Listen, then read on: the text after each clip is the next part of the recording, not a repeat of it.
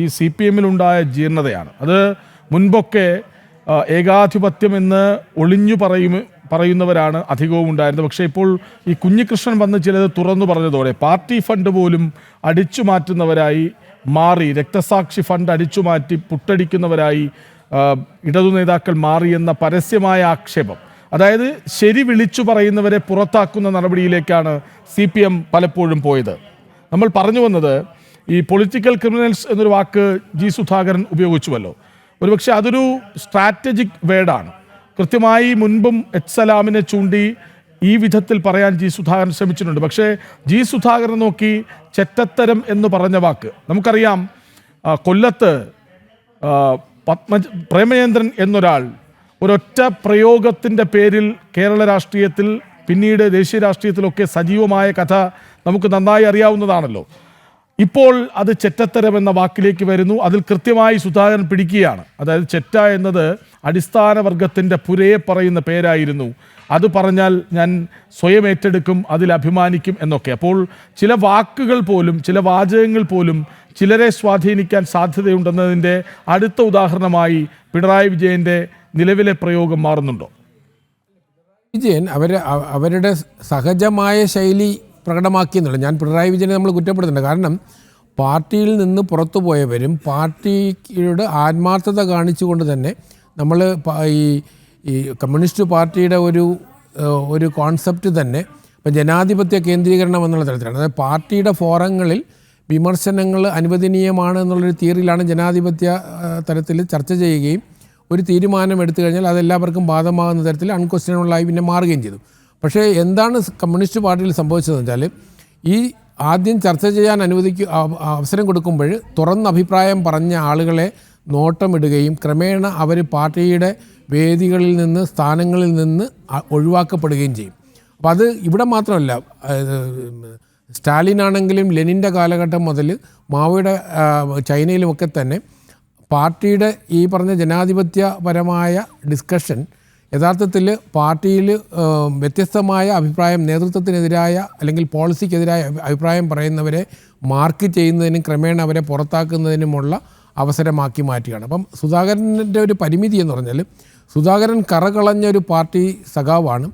Party ഒരു കാലഘട്ടത്തിൽ അക്രമ രാഷ്ട്രീയത്തിൽ കേരളത്തിൽ ഏറ്റവും മുന്നിൽ നിന്ന സംസ്ഥാനത്ത് ഏറ്റവും മുന്നിൽ നിന്ന ജില്ല ആലപ്പുഴയാണ്. ഇപ്പോൾ കണ്ണൂരിന് മുമ്പ് തന്നെ ആലപ്പുഴ ജില്ലയിൽ ഇപ്പം രാഷ്ട്രീയ സംഘർഷങ്ങളും കൊലപാതകങ്ങളും ഏറ്റവും കൂടുതൽ നടന്നിട്ടുള്ളതാണ്. അപ്പോൾ അത്തരം അവസരങ്ങളൊന്നും സുധാകരൻ ഒരിക്കലും ഈ കൊല്ലപ്പെടുന്ന ആളുകൾ അല്ലെങ്കിൽ ഇത് അക്രമ രാഷ്ട്രീയത്തിനെതിരെ അദ്ദേഹം ഒരു അഭിപ്രായം പറഞ്ഞില്ല. അദ്ദേഹത്തിൻ്റെ ഒരു ബ്രദർ ഈ കോൺഗ്രസ്സുകാരാൽ കൊല്ലപ്പെട്ട ഒരാളാണ് വിദ്യാർത്ഥി രാഷ്ട്രീയത്തിൻ്റെ ഭാഗമായിട്ട്. അപ്പം അതുകൊണ്ട് തന്നെ എതിരാളികളെ ഏത് തരത്തിലും ഉന്മൂലനം ചെയ്യുന്ന അല്ലെങ്കിൽ അവരെ അപമാനിക്കുന്ന തരത്തിലേക്ക് കാര്യങ്ങൾ കൊണ്ടുപോകുന്ന ഒരു സംസ്കാരം അവരുടെ പാർട്ടി ഘടനയിലുള്ളതാണ്. ശരി, ഞാൻ അങ്കിലേക്ക് വരാം. ഡോക്ടർ കെ ജയപ്രസാദ്, ഇപ്പോൾ റായ്പൂരിൽ നിന്ന് മുരളീപിള്ള എന്ന പ്രേക്ഷകനൊപ്പം ചേരുകയാണ്. എന്താണ് അങ്ങേക്ക് പറയാനുള്ളത്? നമസ്കാരം സാർ. പറയണം സാറേ. ഞാനിവിടെ വന്നിട്ട് 40 വർഷമായി. കേരളത്തിലെ ഈ രാഷ്ട്രീയ ഗതിവിധികൾ തീർച്ചയായിട്ടും TV-യിൽ കൂടി TV പ്രേക്ഷകനാണ് ഞാൻ എപ്പോഴും. അപ്പൊ ഈ കണ്ടുകൊണ്ടിരിക്കുന്ന ഇവർ ഈ രണ്ടുപേരും ചേട്ടൻ ബാവയും അനിയൻ ബാവയും കളിക്കുന്ന ഒരു സൈഡ്. മിസ്റ്റർ സുധാകരനെ കുറിച്ച് പറയാനാണെങ്കിൽ എന്റെ നാട്ടുകാരനാണ്, ഞാൻ കരിമുളയ്ക്കൽ ചാരുമൂടുകാരനാണ്.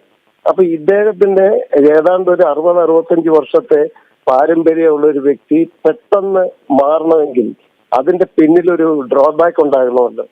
അപ്പൊ ഈ ഒറ്റയാൾ പട്ടാളം എന്ന് പറഞ്ഞതുപോലെ മുഖ്യമന്ത്രിയുടെ ഒറ്റയാൾ പട്ടാളം അല്ലെങ്കിൽ മുഖ്യമന്ത്രിയുടെ ശില്പന്തികളുമായിട്ട് കടിച്ചു ഇയാള് എന്തായാലും ഇദ്ദേഹത്തിനെ മുന്നോട്ട് കൊണ്ടുവരാൻ പറ്റത്തില്ല എന്നുള്ള ഒരു ചിന്ത അവരുടെ ഉള്ളിലുണ്ടായിരിക്കും.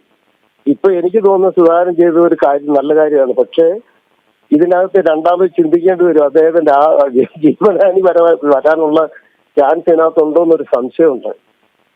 അതിരിക്കട്ടെ, എന്നുവരെയും ഇവരുടെ ഈ വളരെ ദുർബലമായ സാറേ വടക്കേ ഇന്ത്യൻ സംസ്ഥാനങ്ങളിൽ സാറ് നോക്കെ, ഞാനിവിടെ ഛത്തീസ്ഗഡ് BJP ഭരിക്കുന്ന സംസ്ഥാനമാണ്, ഞാനും ഒരു BJP പ്രവർത്തകനാണ്. ഇവിടെ ഇത്രയും വോട്ട് നടന്നാൽ പോലും ഇവിടെ ആരും അറിയത്തില്ല. ഇവിടെങ്ങും കൊടിയും തോരണങ്ങളും ഒന്നുമില്ല. ഒരു ചെറിയ തോരണം അവിടെ ഇവിടെയൊക്കെ കെട്ടി വീടുകളിൽ വന്ന് അവർ വോട്ട് പിടിക്കും. അത് ഒരു ഓരോ പാർട്ടി ഒരു പ്രാവശ്യം അല്ലെങ്കിൽ 2 പ്രാവശ്യം വരുന്നത്. കേരളത്തെ പോലെ മുദ്രാവാക്യങ്ങളും കാര്യങ്ങളും ഒന്നും ഇവിടെ നിന്ന് പറ്റത്തില്ല. കാര്യം ഇവിടെ നിത്യ തൊഴിലിന് വേണ്ടി പോകുന്ന ആൾക്കാരാണ്.